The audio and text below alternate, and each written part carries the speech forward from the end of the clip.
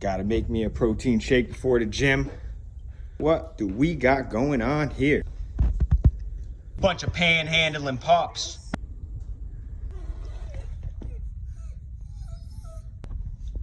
My.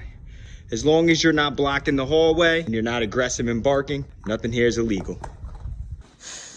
We really need to pass new laws. What's the good word, all my fitness fanatics and gym junkies? It's your daily do-gooder. Good cop, no donut. And I had to flex on you because I'm crushing 2020 so far, and I hope you all are too. So, I know a couple talks back, we discussed rest and why it's needed.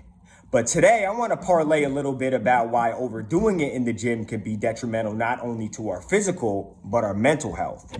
Now, I'm going to be that geek guy for a minute, and we all know I can't spell, but I love definitions. So I want to start off by defining a key word for today's topic, and that's cortisol.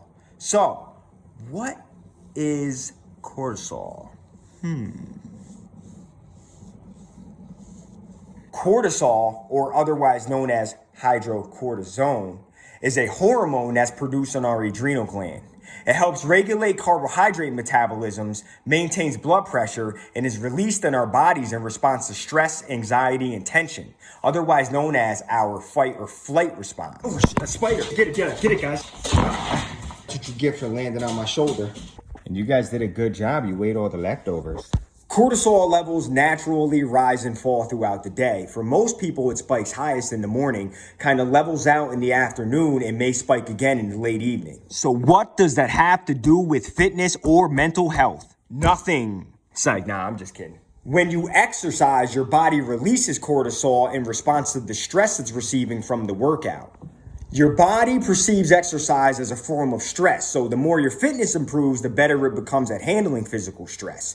This ultimately means the more fit you are, the less cortisol is released and needed during exercise and in response to psychological and emotional stresses. But stop right there and put your hands up. Too much cortisol for a long period of time can have serious negative effects. The release of consistent excess cortisol in our bodies can increase abdominal fat. Feed me, Seymour. Can suppress levels of growth hormone and that love-making hormone. May increase risk for osteoporosis. Oh, my lower back. Time to see the chiropractor. Lessens glucose usage and can increase blood levels that could potentially predispose you for diabetes. Diabetes. So when it comes to working out, time and intensity of exercise can affect the level of cortisol release. More may not be better. Research shows that training for more than 60 minutes, even at a low intensity, can burn up the body's glycogen stores and stimulate cortisol release.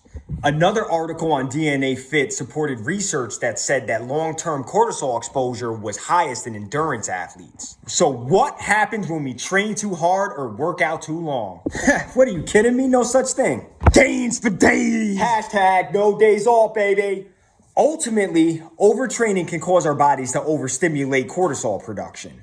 This can have several negative effects on our bodies and our minds. The body is actually equipped with self-repair mechanisms that can actually kill cancer, fight infection, and slow the aging process. But these mechanisms only work when the nervous system is relaxed, and too much cortisol release on a consistent basis can cause us to be constantly on edge.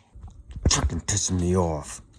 And this can cause us to have chronic backaches and headaches, poor sleep cycle, constant exhaustion, unwanted weight gain, a lowered or damaged immune system, unhealthy food cravings. I just want all the donuts. But most importantly, too much cortisol can lead to the jitters, nervous stomach, and feelings of panic, which are associated with anxiety. And high levels of cortisol suppress serotonin production in our bodies, and that can lead to depression. So the bottom line is, real science trumps bro science, and overtraining is very real. Hold your horses, meatheads. Here's a simple tip for what you can do. Now, I know most of you out there are either champion CrossFitters or master MMA fighters or savage powerlifters. I myself am a natural bodybuilder. Oh, that's pro bodybuilder. No big deal. See, I got my pro card right here just in case you didn't believe me. Adjust your workouts. Instead of having a 3-hour bro down in the Iron Asylum 7 days a week, why don't we take a few days and try something less intense like gentle exercise or yoga? Now, let's not underestimate all those man bun vegetable smoothie hipster millennials because they may be on to something. So all in all, working out is great for us when it's done at the right intensity and in the right amount. Balance of our body is important for our minds. That being said, stay fit, America. Stay healthy.